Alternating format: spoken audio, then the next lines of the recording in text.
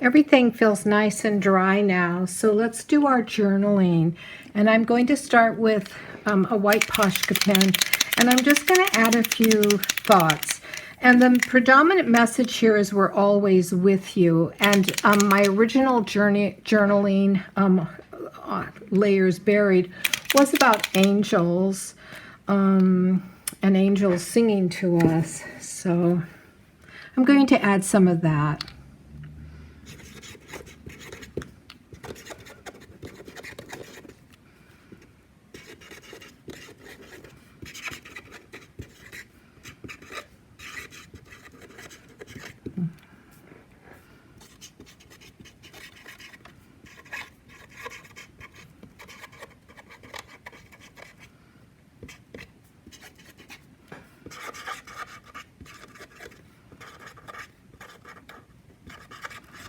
Now you can't really see it, so don't worry about that. This is for you and also to give a hint.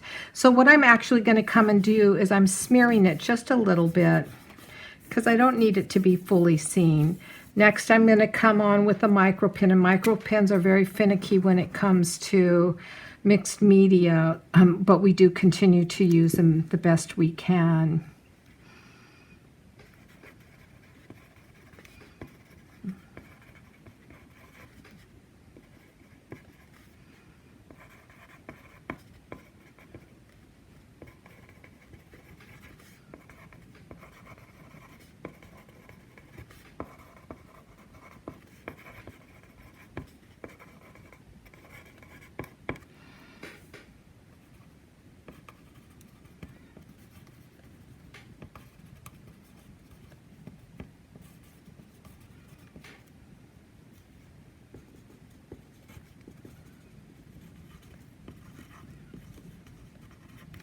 All right, now I'm going to take a baby wipe because it's very prominent now and I don't want it all to be seen. So I'm just going to wipe away a few words here and there. So you kind of just get a sense that something is written there. Okay. And that's important because these are very personal messages, but you can still see them shining and peeking out. All right, let's work with shadow and light. We're going to work with a basic Stabilo pencil, and we're going to work with a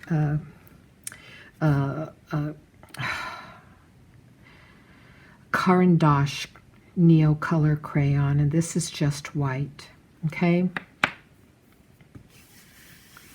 So it feels still pretty dry. So you can see I have some very dark places, but the thing about darkness, about shadow, is to take away some darkness, you add black. That sounds counterintuitive, but it will highlight and it will bring your eye away from the darker areas. And you just spot black it, okay? You just do a little spot here and there, not much. And then it'll draw completely away from the stronger places. See how that did it? Just a few spots like that. Now we're going to work with our crayon, and I'm going to go in and add a lot more light. So I'm just coloring. And I'm also going to color around my, my bird. I want my bird to pop.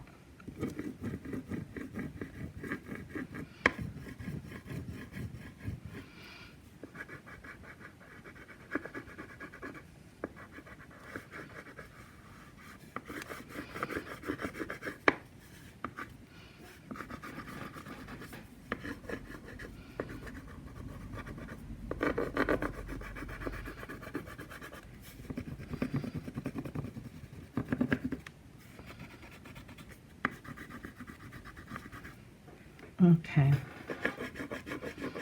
I think that'll be good. Let's take some gel medium now to begin to set, especially the Stabilo, and to spread the crayon, the pastel.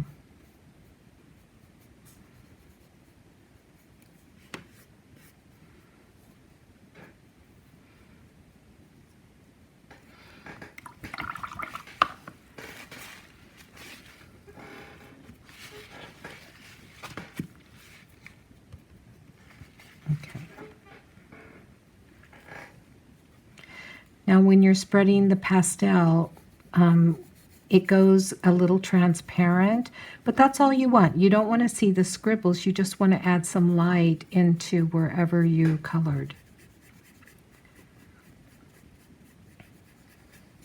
See how that brightens it up?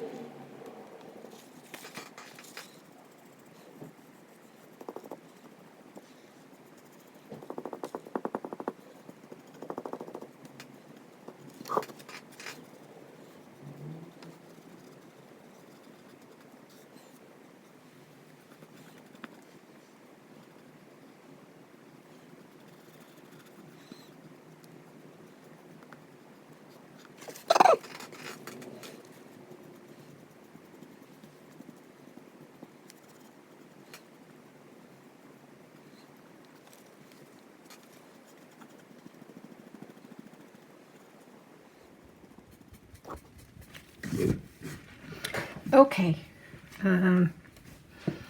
you can see what that did though, right? You can see the shadow and the light and how everything begins to pop and how this bird actually begins to pop out too. And before it was pretty obscure. So at this point, what I would like to do is give some attention while this is drying to the finishing touch of giving some white, titanium white drops. And all I've done was added, of course, water to get it nice and puddly, and we're going to use this to, oops, I got a piece of hair or something caught on that.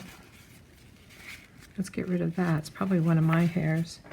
All right, so I'm going to add some drops in the areas where it is predominantly white.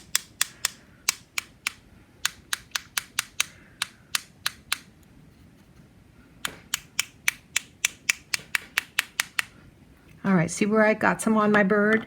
All you do is take your wipe and get rid of that, because you don't want him to be, or her, to be riddled with drops. You want him to be pretty clean. See how I waited too long to get that one drop off? And so now he's got a little bit of white on his underbelly, but okay, that's the way it's going to be. All right, let's give this a minute to dry, and then we're going to flip it over and we're going to finish this baby up. In the meantime, while this is drying, I'm going to show you the other two pieces. Here's the complete, I worked off camera, but here's the completed piece for the Awaken into the Wonder of You. Here's what the sides look like. Okay.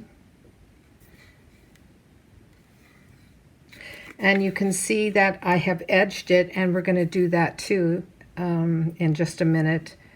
And what we're going to do is we're going to add a finishing touch to the back. So we're going to be adding some burnt umber around the edges on the front once the white dries, and then we'll go around to the back and do our finishing touches. And here's the nest. There is beauty there. And here's, I use darker colors around the sides. And I use the darker because this is so much in the sky because it's a nest, right? Coming back to the one we were working on, we're going to go ahead and add our burnt umber so that you see that right now. And the raw umber, sorry, not burnt. The raw umber I'm using is a transparent one. It's not a hard one. So I'm just taking my fingers, okay, and I'm having my baby wipe in the other hand, and I'm just going to go around the edges and run it on in areas. Now you can see how it starts to come on, and we don't want it to stay, so we're going to just wipe away from the center because we just want it to give a little bit of a hint of a frame, but we don't want to add a bunch of dark to our piece, because this is about light, mostly letting in the light into our life. But as you know, in most of my pieces, I always end by adding usually the distress ink, but we don't want to add distress ink to this because it's so much acrylic, and we want it to really finish this off with a strong color that doesn't fade. Distress ink can fade eventually.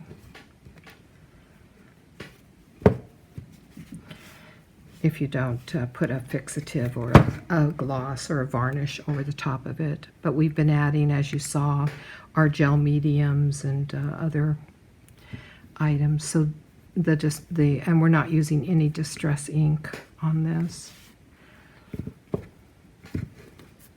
Okay, so you can see how that has come in and just done a nice frame up for it. Makes a huge difference. Okay, I'm just going to hit this real quick. Everything is dry. I'm going to just take a pencil and do my final little things here. Everything I do, of course, is optional. You don't have to add things like this. I just think sometimes when we put those unexpected elements in our mixed media pieces, people, especially other artists, you know, they look at it and they go, oh, wow, that's pretty cool. And so don't be afraid to use everything that's at your fingertips. Yep, even just a basic, regular Tinkerbell pencil. All right, here we go. Let's flip it over and let's do our final. So my message here was about angels, and I said that you, like an angel, your light shines bright, okay? So what I'm going to do is I'm going to take a Sharpie pen, and right around this nice edge, I'm just going to write, like an angel.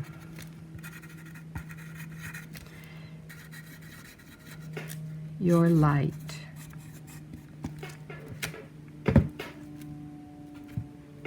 shines bright.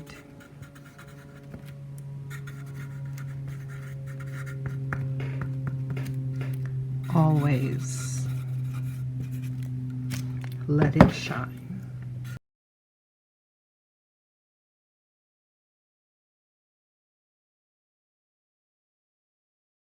Okay, now I'm going to see what is right side up.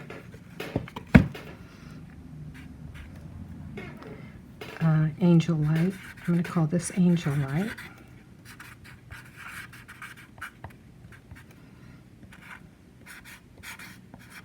Give it my signature. And this is November 2019. Okay. I think I will take the dark blue and frame this. All right. As soon as this is dry, I'm going to add some drops around that. But believe it or not, while a Sharpie is wet, you can smear it.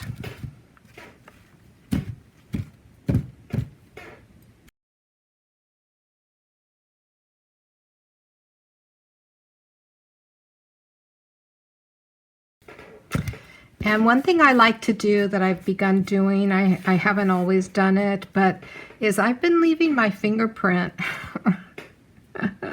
somewhere on, not that they could ever read it, but it's just kind of fun to add your fingerprint somewhere. It's an identifier. And now it's finished. So the back is finished with a personal message, the name of the piece, my signature, I don't always like seeing signatures on the front of an art piece. I think that it actually diminishes from the value. I know that's not true out there in the art connoisseur world, but I think that it diminishes from the value of the overall picture to suddenly see a signature, because we all focus in on that signature. So there you have it, finished. Now let's take a look at all three pieces side by side. Here we are with all three finished pieces. Now, here's the thing. This process and this filming, for me, has taken me 6 weeks from start to finish, from the beginning of the collection of the collage pieces I wanted to use, all the way to the creation and the curing and all that good stuff, right? But like all pieces of art, when we really begin to explore and allow our creativity to shine, what begins to happen is that process. It's a cathartic process. These are based on shadow and light, going into your shadow but bringing out your light, and really exploring the way you want to express that through this technique. Now, I want to share that the intuitive process is so important in all of your art. We can begin with a concept, and then we surrender to the flow, and we allow our awareness to be taken into where it needs to go. And that's how I feel this has been. I've truly enjoyed working on these. I see where I might do it differently next time, but for the most part, I'm very happy and pleased with how they've come out. And if you are taking the time to create something similar to this, please give yourself the time to do it right. Rushing through it may not give you the same results, because layers in mixed media truly need to dry.